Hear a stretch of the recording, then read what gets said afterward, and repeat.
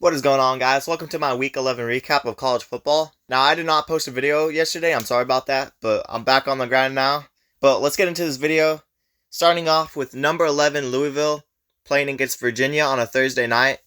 Virginia has been challenging some teams lately, and Louisville, I'm not really high on them. I've said it over and over again. I think Louisville isn't as good as their record. Louisville has had a lot of close games this year. They only beat Georgia Tech by 5. They only beat Indiana by a touchdown. They only beat NC State by 3. They lost to Pitt by 17. They have been really questionable. They have played some good football this year, and they have a really good defense. I don't think they have a shot at making the playoffs, but they can possibly battle with Florida State in the ACC Championship. We'll see what they can do.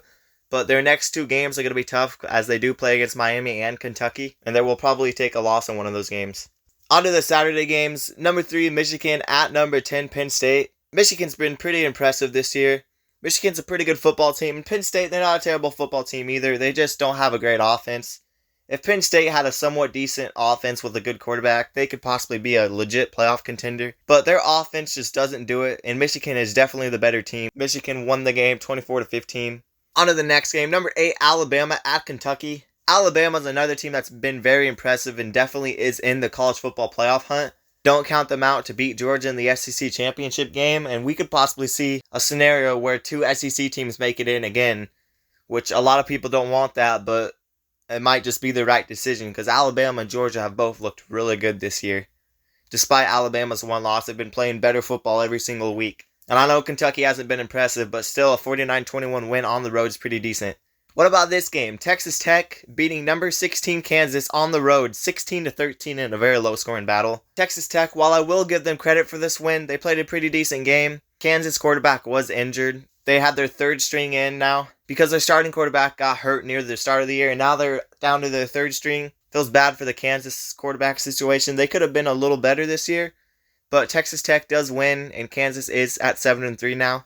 And on to another game. Tulsa at number 23 Tulane. I don't know what is going on with Tulane. They cannot cover a spread to save their life. Tulane slips away again, winning 24-22. There's got to be a time where they just fall apart and lose games, and if they make a New Year's Six bowl, they might just get absolutely destroyed by one of the better teams. Last year, Tulane was decent, but they are not the same team like they were last year. On to another game. Number 21, Arizona, wins again against Colorado at Colorado, 34-31. Good job to Arizona. They started the year off 3-3, and now they are 7-3 with a 4-game win streak. Arizona looks like one of the most improved teams this year. There's a lot of teams that have improved a lot this year, but Arizona is definitely a good football team. And it's going to be interesting to see what some of those teams in the Big 12, like Arizona and Utah and Colorado and Arizona State, the teams coming up from the Pac-12 going to the Big 12, it's going to be interesting to see what they can do. And Arizona is one of the teams that might be favored to win the Big 12 in the next couple of years. We'll have to see. And Colorado, if Deion stays there, and if Shadir Sanders doesn't leave, Colorado definitely has the potential. They just need to get some big boys up front and on the defensive line. And on to another game. Baylor at number 25, Kansas State.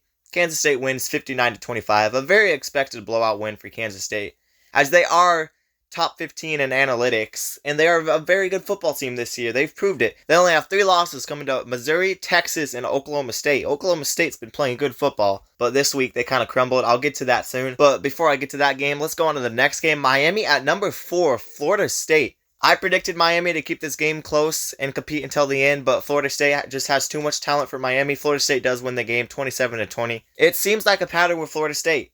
They play till the end. They may not be the best team in the country, but they play till the end. And they might be able to compete with some of the best in the country, like Michigan and Georgia and Ohio State. And don't get me wrong, I think Ohio State is overrated. Right now, looking at it, I really think there's only one team that should be ranked number 1 in the country, and it's Georgia.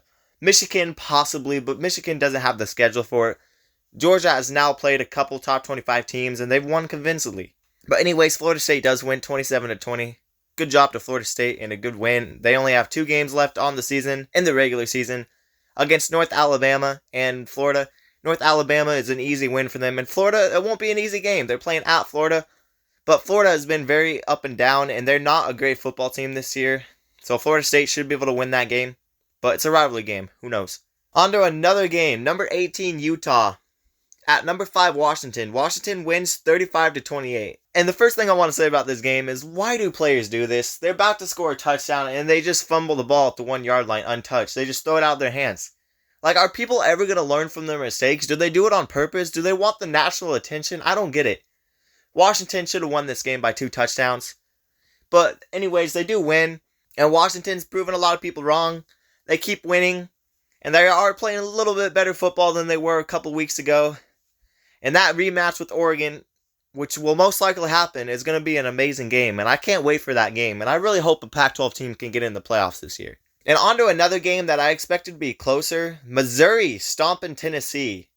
They were ranked 13 and 14. Missouri wins 36-7. They did play with the team that is back-to-back national champions in Georgia. Missouri has played really good football this year. I know they had a couple close games at the start of the year that were questionable. At least they got their bad games out of the way at the start of the year. And you can't always look at the start of the year as who a team really is. Because, I mean, look at Alabama. They had that loss to Texas. They barely beat South Florida. But they are looked at as one of the best teams in the country right now, and rightfully so. But Missouri's definitely a good team, and it'll be interesting to see what they can do within the next couple years.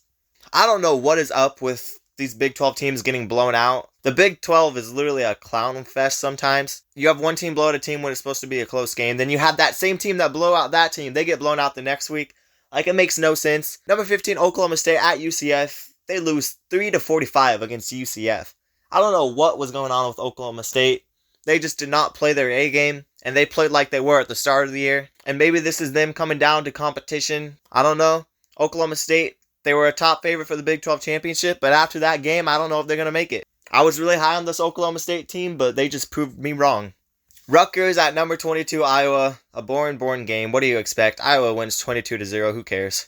Stanford at number 12, Oregon State. Oregon State wins 62-17. Good job to Oregon State on that win. Scoring 62 points. I know it's just a Pac-12 team in Stanford, but any team that can score 62 points against a Power 5 opponent is a decent team. And Oregon State's last 2 games are against Washington and Oregon. They might ruin some dreams and making the playoffs. But on to another game. Number 9, Ole Miss at number 2, Georgia. Another team that ruined someone's dream. Georgia beats Ole Miss 52-17. Ole Miss, they did not live up to any expectations. Number 2, Georgia just dominated Ole Miss, and I'm not really surprised, as this was Georgia's last home game of the season, and Brock Bowers was back. I expected it to be a little closer, but I wasn't surprised that Georgia blew them out. I was not expecting an Ole Miss win in any way. Number 17, Oklahoma beats West Virginia 59-20. Good bounce back win for Oklahoma. I know they had those 2 down weeks, but I still think they're a really good team. It's hard to play a full season playing your best all year, and Oklahoma proved that they couldn't play their best all year as they did have 2 down weeks, but they did bounce back against West Virginia. Number 1, Ohio State playing Michigan State at home. Ohio State wins 38-3. Ohio State, nobody expected Michigan State to win this game, as I actually did have Michigan State covering, but Ohio State barely covers, and Ohio State only puts up 38 points, which I'm not surprised. Ohio State really doesn't have a great offense, but they might have the best defense in the country. I don't think they're the best team in the country, though, because you got Georgia and Michigan. Number 7, Texas at TCU. Texas only wins by 3. Texas looked like they were controlling this game, and it wasn't going to be close, but they couldn't win it ultimately. But a good fight for TCU. I was expecting a closer game, because TCU's not a terrible team. They've been up and down this year, but this game was at home, and TCU's playing against one of the better teams in the country, and TCU really wanted to play their A game, and they did not play a bad game. Number 19, LSU beats Florida 52-35. LSU is literally the USC of the SEC. They play no defense but have one of the best offenses in the country. I think LSU would probably beat USC. That would be a fun game. If LSU and USC plays in the bowl game, I'd want to watch that game. And on to Duke at number 24, North Carolina. North Carolina wins it 47-45 in double overtime. I was a little shocked with how high this spread was, as I do think Duke's a really good team. They have came down a little bit after having a hot start, beating Clemson, starting the year off pretty good. But Duke, they're a basketball team. But this year, they showed a little bit of light in the football world, as they do have a pretty decent record now for a football team. Duke is not usually the team to even make a bowl game.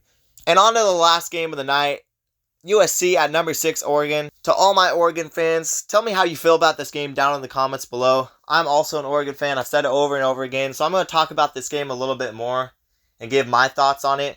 I really felt like Oregon did not perform in this game as they should have. In the second half, they really came down, and they were making a lot of mistakes. And in the fourth quarter, definitely, is when it really got bad. Oregon was winning this game 36-14, and penalties just killed them in the second half. You had some bad calls, but you can't make excuses. If you want to be a legit playoff contender, one of the better teams in the country, no excuses made. You have to limit those mistakes. And I'm scared if Oregon plays a legit team like Georgia or Michigan or Florida State, they might crumble because of the penalties and the little mistakes. I know that there's a chance that Oregon can live up to the hype. If they play like they did against Utah, they can compete with anybody. I truly believe that. This Oregon team looks different this year. They play defense. They held USC to 14 points going into the fourth quarter. That's pretty impressive. I just felt like that was a very underwhelming fourth quarter, and Oregon was just kind of sleeping through that fourth quarter. It didn't really look like they were really into it, to be honest. That's just my thoughts. A win is a win. Oregon does win 36-27. I really feel like this game should have been 50-21. I wanted Oregon to make a statement win, but they didn't play their best game. And if they play like that against Oregon State, they could possibly lose. It's just the little mistakes. They need to limit them. But anyways, that's going to do it for the video. If you have liked my content, subscribe to the channel, like the video, and also comment your input down below. And peace out, guys.